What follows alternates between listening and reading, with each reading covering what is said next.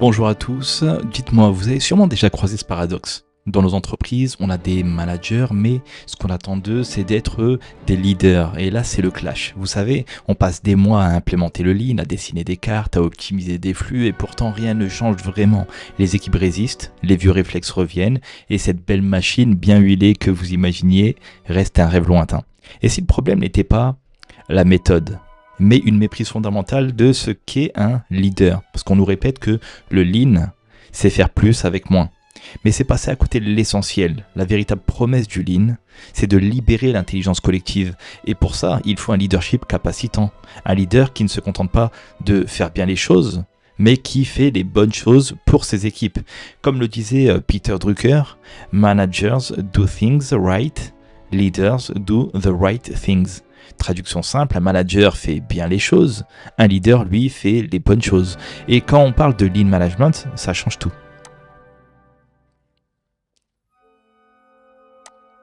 Parce que la différence, elle est profonde. Un manager désigné a son autorité, d'accord, le leader désigné, le manager désigné a son autorité sur un organigramme, mais un leader naturel, lui, l'obtient par son influence, par son exemplarité, et le lean, lui, a besoin des deux. Mais surtout, il promeut que chaque membre de l'équipe puisse incarner ce leadership naturel.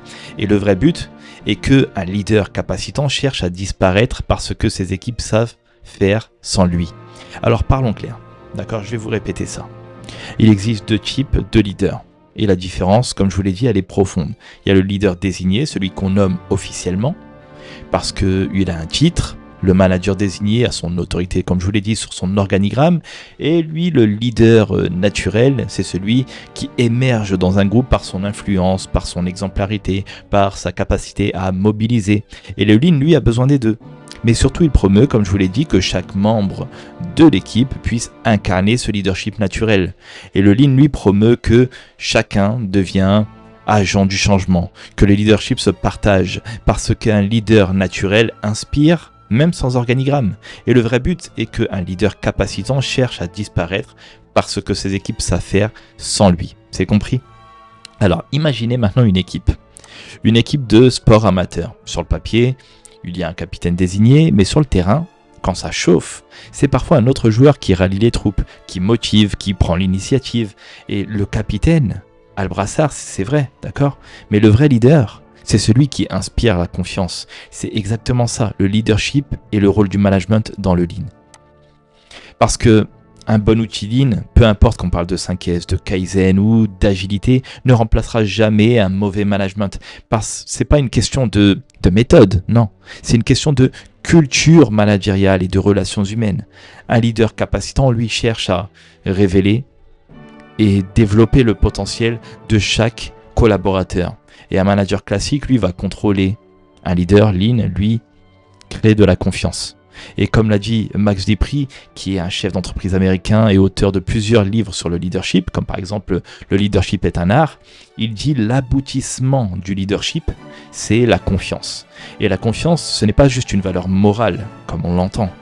Comme je l'enseigne dans mon guide Les 10 erreurs neuroscientifiques qui sabotent vos transformations, que vous pouvez d'ailleurs télécharger gratuitement, le lien est dans la description, je vous mets ça dans la description, j'enseigne que la confiance n'est pas une valeur morale, c'est une hormone qui s'appelle l'ocytocine. Et cette hormone renforce la coopération, cette hormone renforce l'engagement, et c'est ce que tout chef d'entreprise devrait rechercher pour augmenter la performance de son entreprise. Donc prenons une image d'un coach. Restons dans le domaine sportif, d'accord ? Imaginez un entraîneur de foot. Le mauvais coach crie les instructions du bord du terrain. Il manage. D'accord, c'est comme ça. Pourtant, c'est des adultes, mais il leur crie dessus. Fais ça, fais ça. Le bon coach, lui, le leader, lui a passé des semaines à construire la confiance, la compréhension du jeu et la capacité de ses joueurs à prendre des décisions seuls.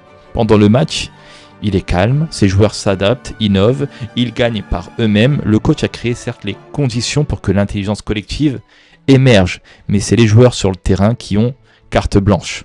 C'est exactement le rôle du leader en environnement lean. Il ne résout pas les problèmes, il rend ses équipes capables de les résoudre. Alors, par où commencer concrètement ? Je vous propose 2 actions.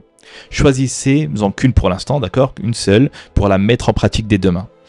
Il y a, comme bien souvent, la technique du Gemba Walk.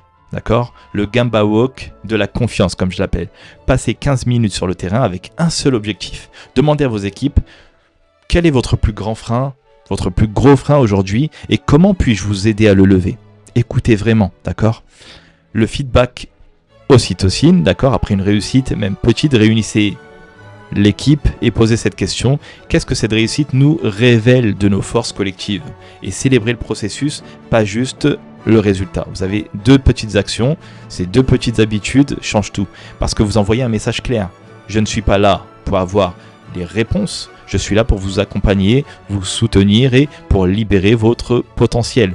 Et comme on le disait, un leader capacitant cherche à disparaître parce que ses équipes savent faire sans lui. Et ça, c'est la vraie performance bienveillante et elle est efficace parce qu'elle est humaine.